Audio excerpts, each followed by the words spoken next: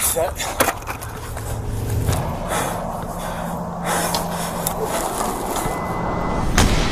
This sniper just took a shot at an armed fugitive holding a family of 5 hostage in their home. Our family's being held hostage. The gunman, Joseph Anthony, is a man with a purpose. He has a vendetta, and he's going on a rampage, planning to kill his ex-girlfriend and multiple other people who wronged him in the past. Police don't know how far he's gotten on his list of targets, and if they don't capture him here, this family could be next. Running across the freeway! Let me see your hands! All units, I'm gonna set containment. We're gonna wait for the helicopter. All units, hold your position. Dial fuck in, right? It's a showtime. Yep. Okay. Shot out, go, go, go. One more. Police, police, police!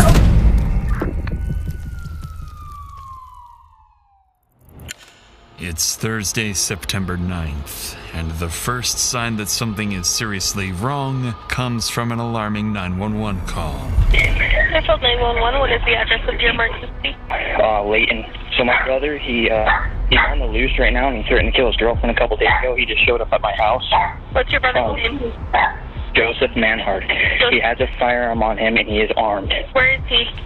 He's outside my front door right now. I need the cops here ASAP. I've got units on their way, okay? Okay, you gotta hurry. Okay. You gotta hurry, though. I'm dead serious.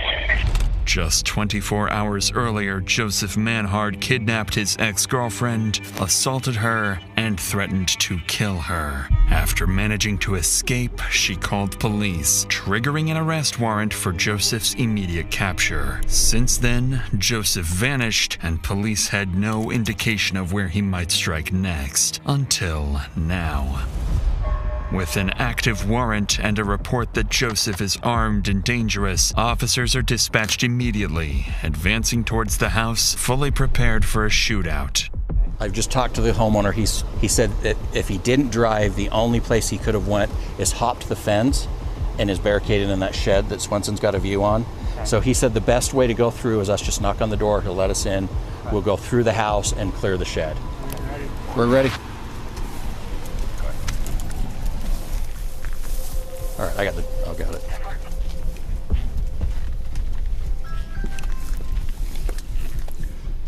Bye. You want to show us where to go? And where's the shed? Just in the corner over there. You got me? Yeah, I'm gonna have to go through and hit it and come swing it out wide. swing it out wide and I can step in front. Okay.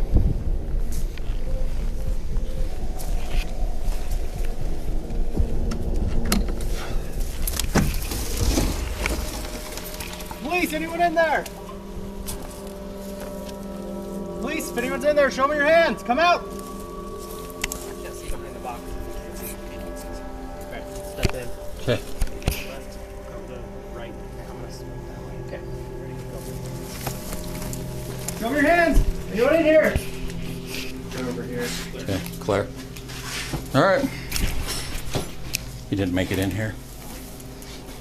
Probably drove by one of us. With no sign of the suspect, Joseph remains at large, and whatever he came here to do, he didn't finish it. So before officers leave the residence, they speak with Joseph's brother, trying to understand why Joseph showed up and what he might do next. What he tells them reframes the entire situation. According to his brother, Joseph didn't come here randomly. He was likely looking for his ex-girlfriend, the same woman who escaped his kidnapping just a day earlier. The two had recently broken up, a split that left Joseph without stable housing and increasingly angry. His brother also tells police that in recent conversations, Joseph had been talking about tying up loose ends and ending it all. To officers, it begins to sound like Joseph isn't just running. He may be moving with intent, driven by a personal vendetta and targeting people he believes have wronged him. If that's true, it has never been more urgent to locate Joseph before he reaches someone else. But it doesn't take long for those fears to be confirmed, because later that evening, police receive another alarming 911 call. Fairfield 911. My brother-in-law's at my house right now. Okay, where is he? Is he outside? Yes, he's outside. Okay. Is he knocking on the door, or what's he doing? He's in the front yard. They said they already have an APB out on him. Yes. Okay. I need to get here right now. Okay, we're on the way. Tell me exactly where he's at. He was out front. He was walking around out front. He's walking around. Following this terrifying call for help from Joseph's sister-in-law, officers are dispatched to the home once again. But by the time they arrive, Joseph has already vanished. This time, however, officers decide to canvass the surrounding neighborhood before leaving, a decision that will prove critical. Nearby CCTV footage captures Joseph getting into a car and speeding away from the property earlier in the day. For the next few hours, patrol units search across the city, but the white Hyundai remains out of sight. But over the next several hours, Joseph's decisions will force officers into one of the most dangerous manhunts of their careers. For the next few hours, patrol units search across the city, but the white Hyundai remains out of sight. Then, around 1:30 a.m., a lone patrol unit spots a vehicle matching the description and immediately initiates a pursuit.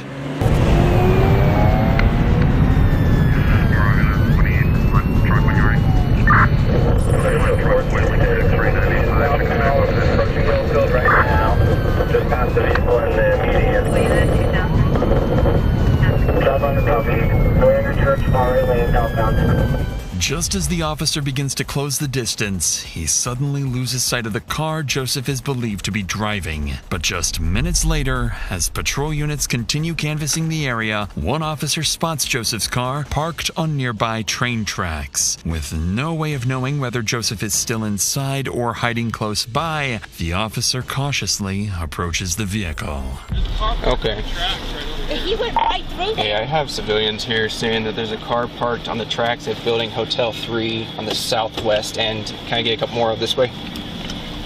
31 headed that way.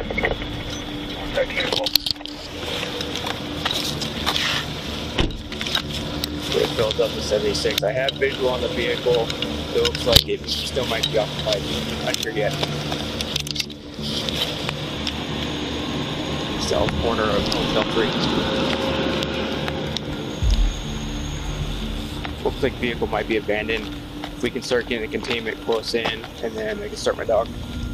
The car turns out to be empty, and there's no sign of Joseph anywhere nearby. By abandoning the vehicle here, Joseph appears to have given officers an advantage. He's now on foot, without transportation. Police finally have a chance to corner him. But that window closes almost immediately, as just 20 minutes later, Joseph makes his next move. 911. Yeah, this is the utility trailer. I just had a lady walk in the front door, said her car was stolen and she was shot at. What kind of car? Blood on her. We're in the area looking for this guy. Could she tell you quick what kind of car? What kind of car?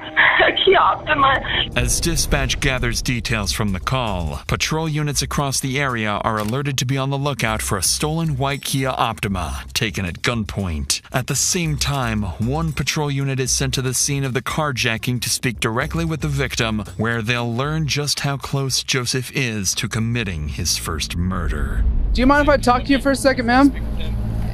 Okay. Do you mind just telling me what happened? So I was sitting in my car and he was like, hey, do you have a cigarette? Or no, he asked me if I had a lighter, sorry. And I was like, yeah, and I only rolled down my window like this far, and I handed him my lighter, and then he was handing it back to me, and then he just shoved his arm in my window, and I just started rolling it up, and I started screaming, and he was like, I have a fucking gun, and then he pulled it out, and I just kept rolling up the window trying to scream, and then he just shot out the window, and then I just opened the door, and I said, you fucking have it, and then I just got out and ran. Okay. By this point, it's clear Joseph has lost control, and this woman is lucky to be alive. But that might not be the case for whoever crosses his path next. Because just minutes later, around 2 a.m., a patrol unit spots the stolen car speeding down the highway, heading toward Utah County. As soon as the pursuit begins, Joseph starts swerving across lanes, forcing other drivers to react and putting innocent lives directly in danger.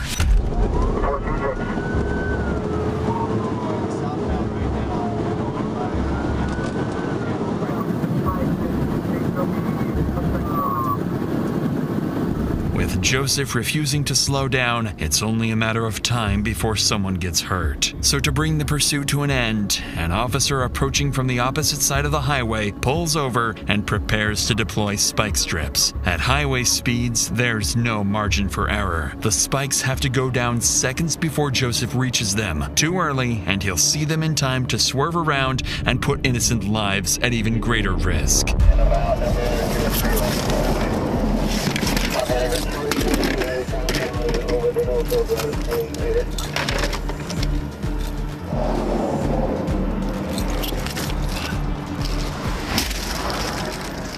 Good spikes, southbound Shepherd. Need a unit.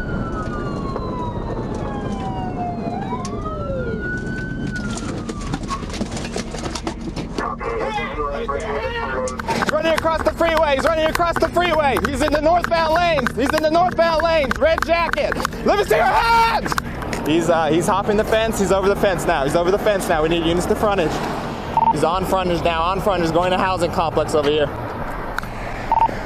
By a white fence is about to hop it. He's hopping it into someone's backyard. After abandoning his car, Joseph runs towards a residential area surrounded by homes where families are asleep inside. Knowing how dangerous and unpredictable Joseph is, officers now have to cut through the busy highway and move quickly to find him before anyone else is put at risk.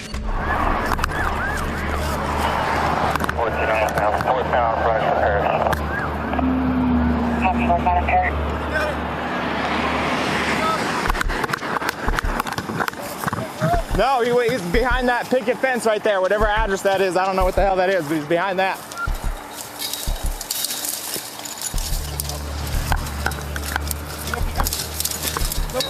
Negative. No shots. Frontage. Go more toward probably. What's that? Just going 20-25 north. Okay. I think they come out that way. Over this vinyl right here. That's where he went, in this dude's backyard. My copy, Star 9 will be headed our direction shortly. Where are you? He hopped this one right here. All units, I'm going to set containment. We're going to wait for the helicopter. All units, hold your positions. Don't go walking around. With Joseph disappearing into a residential area, the situation becomes far more unpredictable. By now, more than 30 officers are flooding the scene, and without coordination, every decision risks putting innocent families in danger. This is when Sergeant Sheldon arrives and takes control. Okay. You got somebody south? Stand by, I'm setting containment, all right? Sorry, bro. I don't have all the information because we switched this last minute, okay? So, what do you guys got? So, he already shot someone in the Freeport Center. Okay. Probably gonna take like half an hour for that bird to go. He hopped over that fence right there. Which fence? That one? Okay. After a quick brief, Sergeant Sheldon forms a plan to flush out Joseph. First, a helicopter is called in to scan the neighborhood from above. Second, a tactical operations center is established near Joseph's last known location to coordinate every unit in real time. And third, officers set up a wide containment zone, covering more than a square mile, with units positioned throughout the neighborhood to cut off any possible escape routes. But just as the plan goes into motion, officers are abruptly interrupted by a sharp sound in the distance. Not sure exactly where Rick came from. Command at 1700 South 100 West. Right where Preston's at, that's where the shots came from. It was one single shot. Preston, are you okay? Hold your position. I'm sending a unit around to you. We're gonna get, if we can get someone over here to the north, 20-25 north frontage to hold containment. Yep. I'll set containment. You guys come up with a plan to systematically search this. Okay? The gunshot confirms one thing immediately. Joseph is still in the area. But what officers don't realize yet is that the shot wasn't random. It was Joseph forcing his way into a nearby home. And in the next few hours, the situation will escalate in ways officers aren't prepared for. But before we get to that, sometimes the scariest horror stories happen in your own head. Like disturbing thoughts you don't want, but can't stop replaying. Thoughts like, you're going to cheat on your partner and ruin everything. Or, that memory doesn't feel clear. What if I did something terrible and forgot? These thoughts can feel so real and threatening that you start behaving in life-altering ways to try to make them go away. Maybe you spend hours trying to figure out what these thoughts mean, or constantly seek reassurance that you're not a bad person, but the thoughts just get more persistent. If this sounds familiar, you might be experiencing OCD. Contrary to what many people think, OCD isn't about being neat or organized. Real OCD involves distressing, intrusive thoughts and behaviors you do to try to relieve the distress. OCD can be debilitating, but it's highly treatable with the right kind of specialized therapy. And that's where NoCD comes in. NoCD is the world's largest OCD treatment provider, with licensed therapists who specialize in ERP therapy, the most effective treatment for OCD. Sessions are 100% virtual, they accept most major insurance plans, and they provide support between sessions when it matters most. To learn more, go to nocd.com and book a free call. That's nocd.com. Approximately an hour after the gunshot was fired, the helicopter finally arrives and begins a full aerial sweep of the neighborhood. But Joseph is nowhere to be seen. On the ground, officers spread out searching for Joseph and cautiously prepare for an ambush. Forerunner?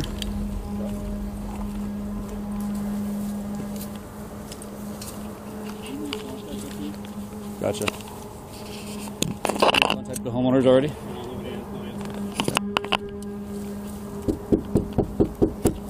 Bountiful Police! Hi, Bountiful Police. Did you guys get to... Oh, sorry. We're just looking for somebody in the area. Your home is secure. We didn't notice anything suspicious. Okay, it's gonna have a white male, red shirt. If you see someone like that, give us a call. If you find them or see them or anything, give us a call 911. Alright, thank you. No, you're good. Fine. Just make sure you lock your door. Who the hell is this guy with us? Driving me crazy. After more than 2 hours of knocking on doors and checking backyards, there's no sign of the suspect. Joseph's absence becomes increasingly unsettling, and Sergeant Sheldon quickly recognizes what it likely means. If Star 9 can't find him, we have a totally different situation, right? Because he potentially could be in any one of these houses. He could be taking people hostage. He could have broken in and it's unoccupied, right? So we have all of this shit that we're going to have to filter through. And that's going to have to take How many houses are we looking at? Resources. I would estimate 8 on this side, 6 to 10 on this side. At this point, Sergeant Sheldon and his team are forced to consider multiple scenarios, including a barricaded suspect holding hostages inside. But they won't have to weigh those possibilities for long, because one phone call is about to answer that question for them. 911, what's your emergency? My family's being held hostage. Immediately after this, officers spread out and quickly locate the caller nearby, Chris Samuelson, a father who managed to escape the house just moments earlier. What he tells them is chilling. Inside the home, his wife, 2 daughters, and his daughter's boyfriend are still being held at gunpoint, and Joseph is inside with them. With this new escalation, Sergeant Sheldon knows this is now beyond the scope of a standard response and prepares to bring in specialized tactical support. All units, priority traffic. All units, priority traffic. We have information from a citizen leaving a house. Oh, jeez. Let's move. All Bountiful SWAT, return to talk. All Bountiful SWAT, return to talk. Victim's wife, daughter, and daughter's boyfriend are all on the couch. Suspect was sitting in a chair just behind the couch. Daughter, he has another daughter that is sleeping downstairs that should be waking up in the next couple of minutes. Suspect gained access to the house through an unlocked window in the basement. After SWAT teams arrive and are quickly briefed on the situation, they begin coordinating their next steps, preparing to establish containment and open negotiations with Joseph. But before a plan can fully take shape, someone is spotted exiting the back door of the Samuelson home. So they're FaceTime. Is there a female coming out one side? Miraculously, the daughter who'd been sleeping in the basement somehow managed to slip outside without Joseph ever noticing. And without realizing it, Joseph's hostage count is now down to 3. With that update, commanding officers begin reassessing the situation in real time. They review everything Joseph has done over the past 36 hours and determine that he has shown a complete disregard for human life and willingness to escalate when under pressure. Based on that assessment, commanders make a critical decision. SWAT teams are authorized to use deadly force if a clear opportunity presents itself. From this point forward, the priority is clear: protect the hostages at any cost. Dial the fuck in, right? It's a showtime. Yep. Okay? Dial in, make sure we are squared away. Salt Lake City's in town as well. Now, let's do press check. Back out, do it again. Go. So, we're throwing a bang as soon as the door gets open. Okay. Suspect. I know where we're going yet. Hold on. So don't be by Burnett. Oh, do I need me? Hinge left. Everybody see this? Right? Facing east. Garage is on the right. That's where the man door is going to be. That's going to be our secondary. Okay? Front door opens in. This is the living room we got set up. This is the kitchen area. Okay? Everybody good with that? Wrong side on that. Yep, the wrong side of that. Right. All right, Phil Breach, we're going to practice to the right. Is it behind the stairs? Wait, if daughter snuck out window, that means the bottom window is open, right? This is the fastest way to get in. It's the fastest way. We have a flashbang. We're going to reset his OOR loop and come in. Let's keep practicing. Wherever he's at in this room, you guys are going to fucking kill him. 2 bangs.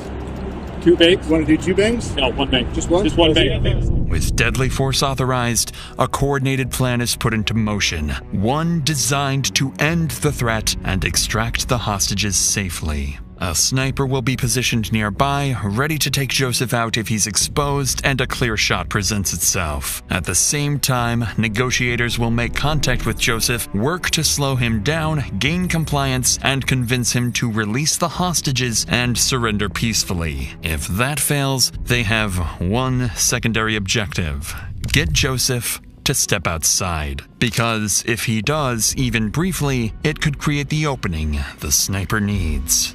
With 3 innocent lives at risk, there's no room for error. One wrong move, and everything ends tragically.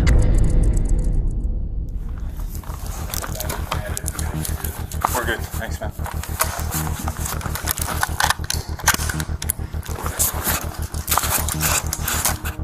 The officer assigned as the sniper is Jared Tadahara, a long-serving police officer who moved from patrol and street crime work into a specialized SWAT sniper role. After arriving on scene, Tadahara conducts a quick tactical assessment and moves into a nearby house facing the Samuelson home. From here, he has a clear view of the backside of the house, a position that allows observation without being easily visible to the suspect and provides a safe distance to avoid interfering with perimeter officers. But Tadehara isn't working alone. Every sniper has a spotter, a second officer responsible for range calculations, wind assessments, and most critically, confirming that the shot is clear before Tadehara pulls the trigger. Across the street, negotiations continue. For the past 3 hours, officers have been trying to reason with Joseph, urging him to surrender and release the hostages. But Joseph refuses. He won't let anyone go, and threatens to kill the entire family if officers attempt to force entry. With 3 people at fatal risk, a precise sniper shot becomes the only way to end the standoff before it turns deadly. But before Officer Tadehara gets that opportunity, he receives crucial information that makes things a lot more risky. Is there a difference between suspect taken? Suspect appears to have a shorter, wider nose. Okay. A slightly rounded face. Okay. If suspect has a mustache goatee thing, that would be Unfortunately for Tadahara, the situation just became far more complicated. One of the hostages inside is a male who closely resembles Joseph. One wrong shot and an innocent person could be killed. With that in mind, Tadahara shifts his position to a different house across the street. He needs an angle facing the front door of the Samuelsons' home. The shot at this distance travels roughly 75 to 100 feet and takes less than a second from decision to impact. At the same time, negotiators reassess their approach. What's been alarming them throughout the standoff is that Joseph hasn't made any traditional demands. He didn't ask for money, car, or safe passage. Instead, he's simply refusing to let anyone go. That behavior begins to make sense once investigators provide more insight into Joseph's condition. According to them, his mental state has been deteriorating for hours. He's been heavily using drugs for days, his thinking is no longer rational or strategic, and his behavior is increasingly volatile. Most concerning of all, Joseph isn't releasing the hostages or surrendering. His endgame appears to be killing people he blames for all his problems, then forcing police to kill him or take his own life. Because of this assessment, SWAT officers remain positioned far back to avoid provoking him. Negotiators then ask Joseph to step outside the front door with the hostages to prove they're still alive. If he does, it will give Tadahara a clear view and a chance to take the shot. It takes time, but Joseph eventually agrees to walk to the front door with the hostages while warning he'll shoot them if officers make any aggressive moves. After 2 days of chasing Joseph, officers finally have a chance to bring his violent rampage to an end. With the SWAT team nearby staged for immediate entry, Officer Tadahara prepares to take the shot. He stabilizes his rifle using a bipod, a small stand attached to the gun, then lies prone, steadies his aim, and slows down his breathing. A few seconds pass, and then the front door begins to open. Shot out, go, go, go. Shot out, go, go, go.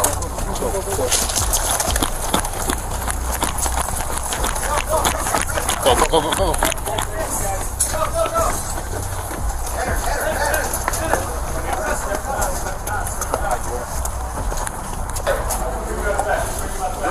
Right. I think we're good. Where else do you need? I think we're good right now. Okay.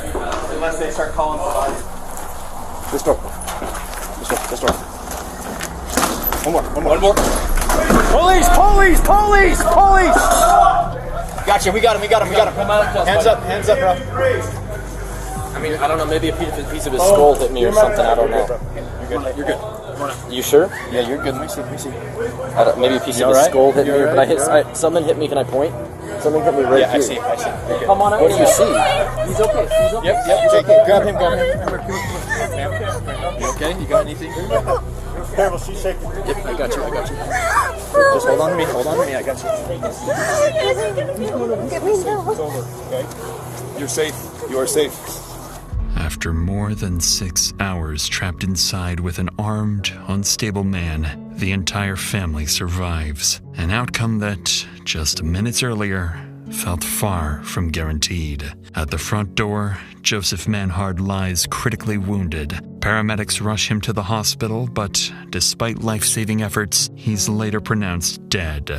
Investigators later determined that Joseph's actions were driven by a rapid collapse. His failed relationship and heavy drug use pushed him into increasingly violent and reckless behavior. By the end, he wasn't trying to escape or survive. He was acting like someone who had nothing left to lose.